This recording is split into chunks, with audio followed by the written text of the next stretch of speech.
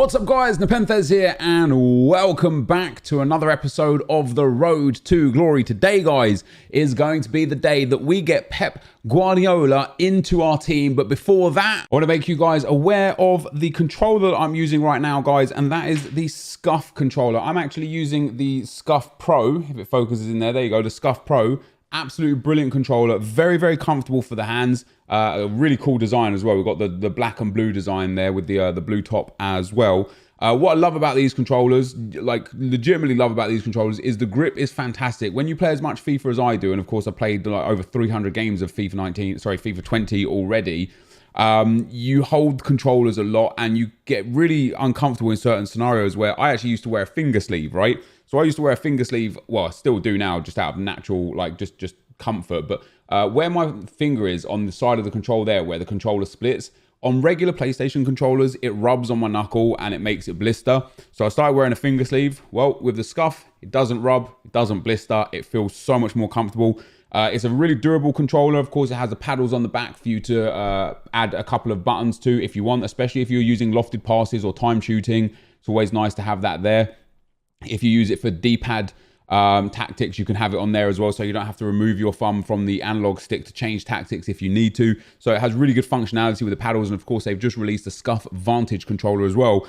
But the best thing about SCUF controller right now is the offer they have is, if go to SCUF's website, link of course is in the description below, design your own controller. Tweet me a picture of the controller that you designed, and I'm going to pick the best design to have the controller sent to the winner. So if you design a sick controller and I pick yours, SCUF will send you the controller. So go check it out. SCUF's link is in the description below. And of course, if you do purchase a controller for 5% off, use code NepentheZ at checkout for your discount. And so once again, guys, thank you very much. My SCUF controller there again. So first things first, we've got some items sold on the transfer list. Doherty went. I sold Ramos for 190. I bought him for 130, so big profit on that. There's a good snipe for me, my best snipe of the year so far. We don't really have much else on the transfer list, and you can see we're up to 155 in coins. My active squad right now is just this first owner Premier League squad. I can change some players in this as well, and I'm going to. I don't need to play with 11 first owners. I only need to play, obviously, with 7 first owners. So I am going to upgrade it a little bit. And this week, we're going to focus on just the... Actually, I'm not really going to focus too heavily on the objectives this week. I am going to focus on them. But first of all, we've done our MLS... our squad battles items. So we've got the objective 1 complete there for, I think, winning 5 games or something like that. Yeah, golden battles with a full gold squad. We did the MLS squad battles with 5 MLS players. We can pop that token in there, and we can put in the CSL token as well. And with the Foot Champions token that we've got already, that gives us 5 tokens, and we obviously only need 6 for Pep Guardiola. We also get 100 XP there from completing the set, which is very nice indeed. And we also get some XP from the daily objectives for completing the set. I will focus on week 3 gold. Maybe not this week again, maybe next week. Like, this is a lot of XP here, so I do want to get this stuff done, but I'm just going to do 1 player at a time. So I'm just going to put 1 silver player in there with 80 pace or higher until I get all 3 goals. Then I'm going to put 1 player in there to get an assist, and that's only 1 game, and then win a match to score. Hopefully we'll do it with this one together, and then here we'll pop in a 4-star, 5-star. So we'll probably do 3 of those in 1 game, really. And then basically, whether the 6th token that I need will either come from scoring 20 goals with first owner players, or it will come from Golden Rivals, or it will come from Premier League. Well, Golden Rivals and Premier League will get together, but basically whichever one comes first out of these 2 will get us our 6th token, which will be enough to get Pep Guardiola into the team. So I want to get it as soon as possible. But good news, we get a free mega pack. So we've completed the next level of the level 24 of the season objectives. Of course, I still don't agree that EA are putting this behind a time wall. Just let me grind, man. Just let me grind at my pace. But we get ourselves a mega pack. Let's hope for some Premier League players, I suppose. A good Premier League player would be quite nice. Do we get a board or a walkout? Yes, we do. Come on. Is it going to be good? It's not a walkout. It's Italian. It's a centre-back. It's irrelevant is what it is. I suppose we could use it for the Serie A squad. Oh, there we go. Trossard's not bad. We can add him on instead of Richarlison. That's actually quite a nice little card to get. Not really much else there that means too much to me. Is this tradable? No, this is an untradeable pack as well. Let's get rid of that. We'll keep that. Oh, a couple of good untradeable items there. Acerbi is also going to, he can go in there, and Schweinsteiger, I don't think he's going to be worth all that much right here, right now. But the Carlos Vela MLS card is available, which I did complete. You'll see that very shortly. We are, in regards to rivals, we're in Division 3 because I'm going to be doing these objectives. Now, I know a lot of people are also doing the objectives, but a lot of people aren't. So even though we're doing these objectives, we're probably going to take some hits. We're probably, like, I don't want to get relegated on purpose. If I just get relegated because I'm doing these objectives to go through and we end up getting relegated, then so be it. You know, that's how it will be. I need to sort this team out as well because I'm not playing in a manner that I want to play. I'm playing weird squad. So I'm going to go and spend some coins on here. But I just want to show you guys the squads that I used for the CSL and for the MLS, even though this is, it says Eredivisie. That's the squad that I used for the CSL, guys. You don't need a good squad. And I was playing on Legendary, right? So I've beat the AI 5 times on Legendary with this team. Depending on what the score was at half time, sometimes I subbed on the defenders, sometimes I subbed on some midfielders and attackers. But you'll see here, we played all the games here. 5 goals, 8 goals, 5 games, 8 goals for Texiera, 5-3 and 4 for Arnautovic, 5-3 and 2 for Zahavi, Oscar 5-1 and 4, Zuding Yang there, even with an assist as well. So that was our CSL squad. And then our MLS squad, what you're going to see is a gold squad. But I only used the gold squad for the one final game because I did 5 out of the 6 gold battles with the Eredivisie squad, which was all gold. And I did 1 out of the 6 with this squad. And this is the team that I built together. And I scored a couple of bangers with Carlos Vela. This card's really cheap, by the way, guys, like 25k. I wouldn't normally say go for this card. Like this year, I feel like staying liquid is super important. But for 25k for A, an 86 rated card, which isn't too bad, and B, a really good super sub. Like, okay, he's got 2-star weak foot, but he's high-low. He's Mexican, so you got some links to him, like Lozano and stuff. And he can work really well for a first owner. So I definitely think it's worth getting a hold of him just because of how cheap he is. It did make me think, oh, should I do Player of the Month Martinez as well? But that's 110k that I don't want to waste on a card that I just won't see the light of day. But Carlos Vela is pretty good. But this is a team that I use for the final game. But again, I had bronzes and silvers in it outside of that. So some of these players now I'm actually going to list back up because I bought a whole bunch of these guys off the market. And now that you need MLS players for the Carlos Vela SBC, it's very possible that we're going to get a little bit of a profit out of these guys. I was trying to snipe them as well, so I bought them for like a little bit cheaper than what they were going for. So if we can get like 3k for him or something like that, would be quite nice. And the goalkeeper as well. He's one of the only goalkeepers, I think. So yeah, 3k for him is what I paid as well. Hopefully we'll get about 3.5k for him too. The rest of this team, I mean, I did buy them, but I bought them for dirt cheap. So I'm going to turn them into a 2-player pack. So in terms of my actual squad, we've got our main team. I told you guys I'm going to be changing it around a little bit. So this is what the main team is going to be for this weekend league. Instead of Hector Herrera in there, it's going to end up being obviously Pep Guardiola, and then we're going to have. I'm going to have 4-2-3-1 and 4-1-2-1-2 narrow, I think, as my 2 formations. So in the 4-2-3-1, we're going to have Vidal and Pep as my CDMs. The 4-1-2-1-2 narrow, Vidal will be my CDM still with Pep and Modric as the centre mids. I want to give Modric a more creative chem style instead of the shadow. So maybe something to boost his attacking stats because he's going to be playing central cam for me in the 4-2-3-1. And he's got a great card for it as well. And then Dembele and Hazard up front. I went back and bought Titi again, which is where I spent some of those coins that I picked up from selling Sergio Ramos. And I want to get Oblak, and then Costa's just in there to fill the space, and he'll get subbed out very, very quickly for Theo Walcott in pretty much every game. So Theo Walcott's still absolutely doing bits for me. 63 goals and 50 assists in 67 games, which is sensational. So that, guys, is where we're at right now. That's what we're doing. I'm now going to go ahead and get some gameplay and play some games in general with... what do we sell? Long, nice.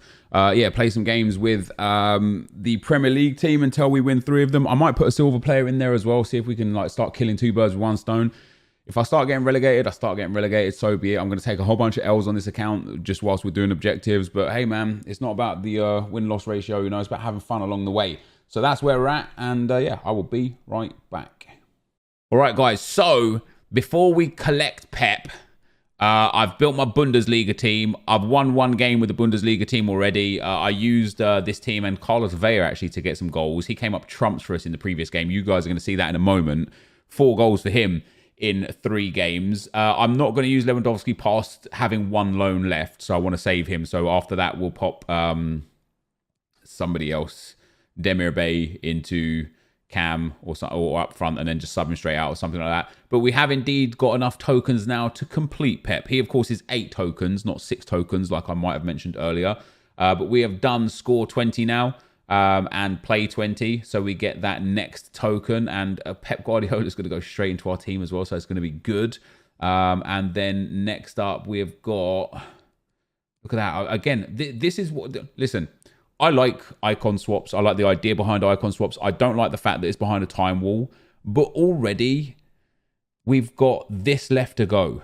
We need 3, 6, 9, 11 wins. Once we've got those 11 wins and done week 3 gold, we're back to that stage where it's done. We're bored again. We've finished. And I don't like that. I constantly want something to grind towards. And EA are not giving that. And it's very sad. But there's Premier League done. And golden, what was it called? Golden Rivals done. So we need 2 more Bundesliga wins. Then we'll do La Liga, Serie A, and League One. And then we'll have the 4 more tokens. We've got a long time for this. I don't need to rush for this necessarily, but it's probably best to do it now whilst everyone else is trying to do it as well. Otherwise, if I wait longer, it might take a little bit of time to just find opponents that are that low doing that. And then in terms of the icon swaps, guys, here we go. So... of course, 8 for Guardiola. It's 9 for Giggs, and then 11 for Carlos. So the second icon we're going to be picking up is going to be this man right here, Ian Wright. 4-star week for 5'9". Great stats, man. Good physicals, good dribbling, good pace, good shooting. Put a hawk on him. He is going to be a monster for me this year. I can feel it. I really can feel it. But the man we are getting today is this man right here. Not necessarily insane. Not terrible, mind you, either. Absolutely not terrible. Let me get on Footbin and have a look at what he's going to look like with an anchor or a shadow or something like that. He is going to be my Guardiola. He is going to be my CDM alongside... Don't know who alongside, but this is our first icon on the road to glory. So an anchor makes him an 88 CDM. A shadow also an 88. Powerhouse probably... Yeah, Powerhouse makes him a 91 CDM. Great passing, great defending. But just a little bit slow and not very good physicals. I'm probably going to give him an anchor. I think the physical boost is important for him as well. You know, his reactions, ball control and composure are quite nice. His short passing and long passing are quite nice. Of course, as I say, he's not necessarily the most insane icon, but this is the icon that we're getting because we would just have tokens left over. So, and it's either him, Okocha, or let's go special, low to high. Yeah, it's either him, Okocha, or the goalkeeper. And Okocha just is another attacker that's 10 a penny. The goalkeeper, honestly, is just woeful. And so that, guys, gives us the 8 tokens for our first icon from Icon Swaps. And Pep Guardiola is ours. He's going to be super helpful to help linking people into the team as well. We'd actually might be able to start Alan up front and bring him into the team too. But we've got a lot of options now. Does he walk out? Yes, he does. Our first icon on the account. What are you doing, dude? Isn't it weird? When now he has hair in his picture, he doesn't look anything like what he looks like bald. Nothing like it. But that's our first icon. We're also going to have a game or 2 with Guardiola in this video as well. I'm going to go and put him into the team and we'll work with him and see what we've got. So I will be right back. All right, guys, as we go into the gameplay, of course, we are playing for the challenges this time around, the Premier League, the battles, the rivals, gold rivals, whatever it's called. And I started on the Bundesliga here today. Of course, we do stream this as well, guys. So if you want to come and check that out, it's mixer.com/NepentheZ. And of course, you guys know I've already accomplished and achieved Pep Guardiola. There'll also be one game that we have with him in the squad as well. So I don't think I won here, but I've been playing a lot of FIFA recently, and I've got caught in some really bad habits. You know, some things that worked in FIFA 19 that I still try and do in FIFA 20 that don't work, and I'm not using or abusing the overpowered mechanics that work in FIFA 20 very well yet. I'm taking measures to get better at the game right now, though. I'm working with the West Ham pro Jambu. He's helping me out, trying to give me some tips on how to get better, almost coaching me. So hopefully over the next week or two, we'll really improve. And one thing, whilst I was playing with him today, or like whilst he was watching me play today, one thing that he kind of pointed out that is definitely something that I've tried to improve on this year and have still got lost and stuck in, and that's picking the wrong players for the wrong positions. And what I mean by that is, like, currently in my team, because I'm in transition with my team, not really understanding who I want to play and where. And of course, whilst we're doing these objectives, it's a little irrelevant for who's where. But making sure that my cam is fast with a good weak foot and that my striker is fast with a good weak foot is very, very important. And at this current moment in time, I'm using Modric at cam because I've got Guardiola, Vidal, and Modric, who are all defensive-minded midfielders, and I'm switching back into the 4-2-3-1. So I need to get rid of Modric and bring in somebody else who's going to be a lot quicker with a lot better skill moves. Very tempted to maybe even play Eden Hazard there and play somebody else out on that left wing. And then I also have, you know, I'm using Carlos Vela or Timo Pukki or Malin up front, and they all have 3-star or 2-star weak foots.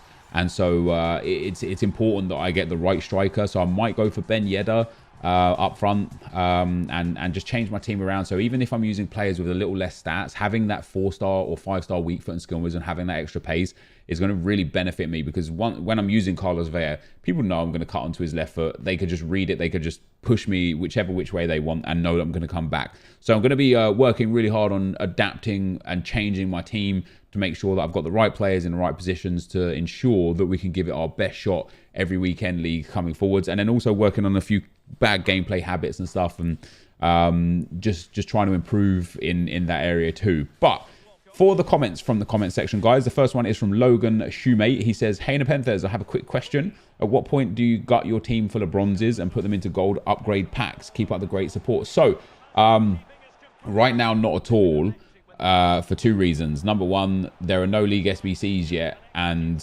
until we get full, like, legitimate confirmation that they're not coming, we don't know when they're coming. We don't know when those bronzes are going to be worth anything.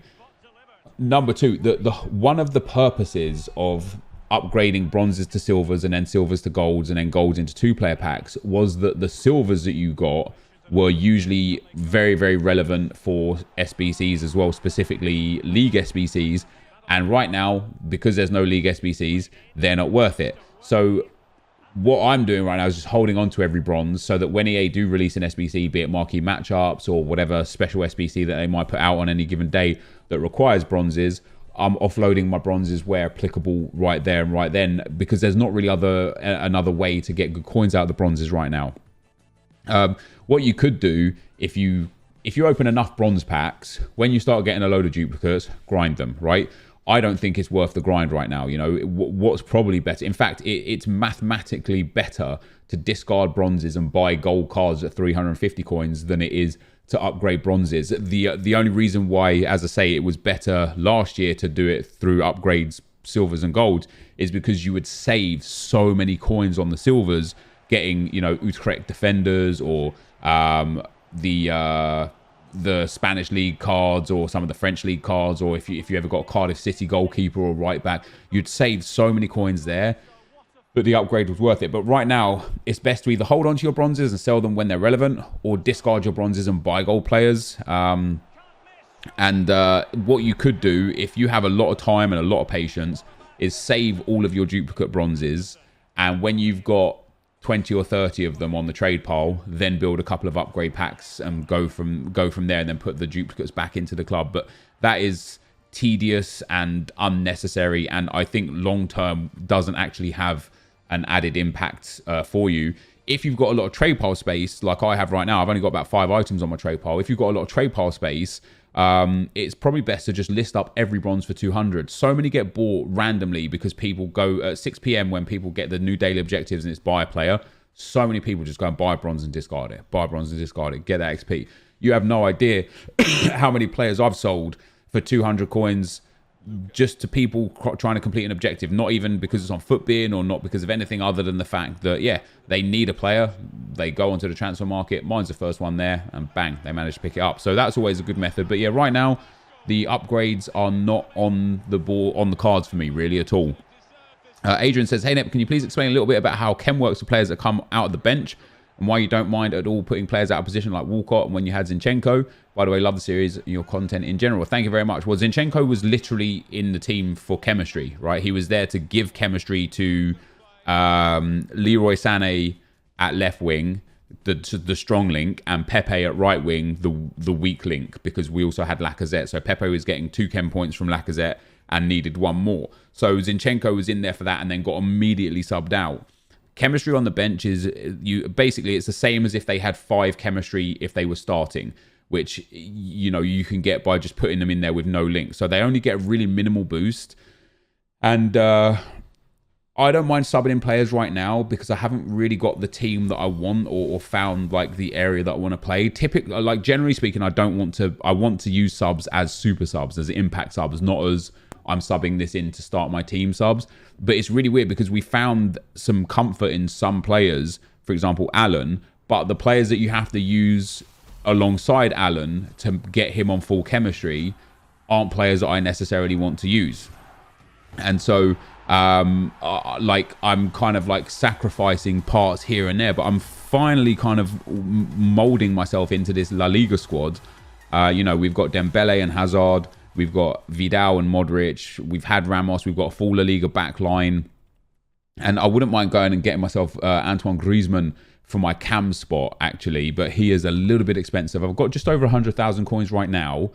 Griezmann's about 300k. I could sell Modric for 100k, and that would leave me about 100k short, obviously, to pick up Griezmann. So I'd have to wait for rewards on Thursday. But I also want to add Bale back into the team. And there was another comment about chemistry. It was where is it?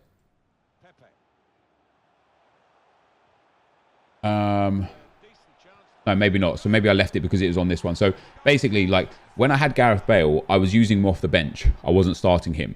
And Gareth Bale, without a chem style, I would give him a sniper chem style personally. Gareth Bale on 5 chemistry with the sniper chem style gets 1 positioning and 4 finishing, 3 volleys, 4 penalties, and then 1s in dribbling other than 3 agility, right? So he goes from 79 to 82 agility, not that much of an increase. 65 to 66 balance, 80 to 81 reactions, 85 to 86 composure, so on and so forth. It's such a minimal upgrade.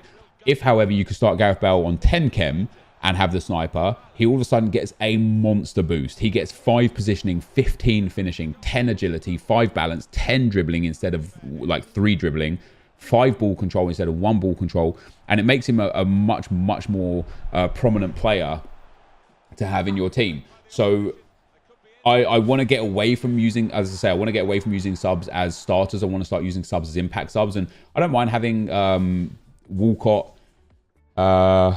Carlos Vela as 2 impact subs to come on late. I know they have the issues with the weak foots and skill moves, but I don't mind bringing them on for that regard. And I could actually sell Pepe. I'm very close to selling Pepe. I think Pepe is going to be a long-term good investment, right? In fact, who are Arsenal playing this weekend? That might prove to have some importance on the team. So October the 18th, October the 17th. Let's go to the Premier League and see what the fixtures are saying for that. We get the Premier League. There we go, Premier League. So the next fixtures for the Premier League are going to be on the 19th. And Arsenal have got a game on the Sunday. Nope, game on the Monday. So Arsenal have got Sheffield United on the Monday. Sheffield United aren't doing terribly, but they've only won 2 games and they've only scored 7 goals. So if Pepe starts, or even if he plays, very likely he'll score. Or not likely, because he's struggling to score right now, but there's a chance he'll score against Sheffield United, right? So there's a good chance he could get an upgrade. So I want to hold on to Pepe almost for that reason. Almost for the fact that, you know, we've got 160k in there, and if he has a good game, he'll shoot up to like 220s, 230s. But if we sold Pepe and Modric, we could go and get Griezmann, or I could sell Modric and go and get Bale, add Bale straight into the team and keep improving our squad in that manner. So yeah, there's a lot going on with my team right now. I need to figure out where I want to go with it and what I want to improve with it. Cavan says, among the many issues with this game, heading the ball is one of the most urgent things that needs to be addressed. I don't want it like last year so it becomes meta again, but if I green time a header on a corner or have an open goal with a header, my player should at least hit the target. You're absolutely right. I think heading is manual. And I think passing out of your own third as well has some issues with accuracy, at the very least, maybe manual, I don't know. But yeah, I think heading is just fully manual. So many times I try and make simple headers in simple areas and the ball just goes wayward. And it's like, okay, this is a little bit crazy. So yeah, I don't know what the issue is necessarily there. I can't read this guy's name. Metpok Mavpovac, I think it was pronounced. It says, Nep, you lost against a Greek FIFA YouTuber called FIFA Noid X, who is also doing a draft order. You're right, I did. He beat me 4-0 in the end. I remember the game as well, because I was 21-6. I had 3 games left, and I'm just thinking to myself, we got a good chance here. You know, we get lucky matchmaking. And I came up against FIFA Noid. And to be fair, he didn't feel like a great player, right? He finished elite. He finished on 23 wins. And I was saying on stream, like, even though I lost the game, I was just having a nightmare, man. Like, my head was gone. I was playing angry, playing frustrated, and you guys know what it's like when you play like that. It's never a good look. But I was playing frustrated, and he ended up beating me 4-0 in the end in a game that was even on match stats. I think possession was even, chances were even. He just scored all his chances, and even though he beat me and he beat me comprehensively, it felt good in the fact that he managed to get elite. His team was very good, and I didn't feel like he was well out of my league, right? So as I say, I felt like he wasn't that great of a player, and that's no discredit to him. He obviously is. I'm obviously misreading that. I'm obviously misreading how good of a player he is because he got elite. But the fact that that's the standard that you need to be at to get elite does get me excited to the fact that I should be hitting elite this year again. As long as I can start playing a lot calmer and keeping my head, it would be very, very nice. Matthew says, stream snipers, and then he puts that laughing, crying face, has no bearing on FIFA, mate, and then puts that laughing, crying face again. We've had to explain it many times, but for those that don't understand why stream snipers have a bearing in FIFA, is a few reasons. Number one, you understand a play style, right? If you know my formation, my tactics, my general play style, the skill moves I use and abuse, and the way I play FIFA, and you snipe me to try and benefit yourself with that, you have an immediate advantage over me in the game, right? That's fair to say. Number two, if you are a better player than me, and you stream snipe me, you know you are going to get an easy win because you are a better player than me. So let's say, you know, one of the pros that I played on the weekend, if he stream snipes me and he's a pro player, of course he's going to want to stream snipe me. He knows I'm not a pro player. He knows what my form is. He knows he can match me, and he knows he'll likely get an easy game and an easy win against me. And so that's why it has a bearing as well. And the other difference is if I wasn't playing on stream, that person that sniped me, who is obviously a quality player, would not have been the person that I would have played had they not known that I was playing. And so the person that I would have come up against, maybe they would also have been a really good player, but maybe they would have been a really bad player. Maybe I would have got a fortunate matchmaking and had the benefits of, you know, getting positive matchmaking in mind. Instead of playing against 2 Elite 1 and 1 Elite 3 players as my final 3 games, I might have come up against 3 Gold 1 players as my final 3 games and actually managed to sneak into Elite. Now, of course, the answer to all of this is just get better at the game, and then it doesn't matter if people stream snipe you. You know, Skills welcome stream snipers because he just knows he'll beat them. You know, I want to get to that level. I want to get to the level where I'm like, hey, man, find me, snipe me, let me play against you because I know I'm going to win this game. But right now, I'm not quite there with that. And the other thing that people have, specifically with how I stream and on Mixer, is that on Mixer, there is literally 0 delay, right? When I say something, you hear it straight there, straight then. You can respond back and I'll respond back to you. And you'll be like, holy crap, this is like I'm having a one-on-one conversation with you. There's no like 8-second delay or 4-second delay like there is on Twitch or some people that have like the 20-second delay. No, it is immediate. And so when I'm doing things like taking free kicks or making changes in the game or even just announcing the game. Like I remember I played one guy in FIFA 19 and I was like, you know, I talk through the game. That's what I do. That's how I've ended up coming, you know, getting to the area that I'm getting to. But I'll be like, oh man, this guy's like fullbacks have absolutely no stamina. I'm going to start abusing him down the wings. Cue a pause. 5 seconds later, fullbacks are subbed out. And I'm like, right, now because he's watching the stream, he's changed his fullbacks because I've made the note that his fullbacks are out of stamina, and that's what I'm going to abuse. And so he's now got an added benefit. He should have potentially made those changes himself anyway, but he's made those changes now because I've discussed it. So I'm almost coaching him through my gameplay to help him beat me.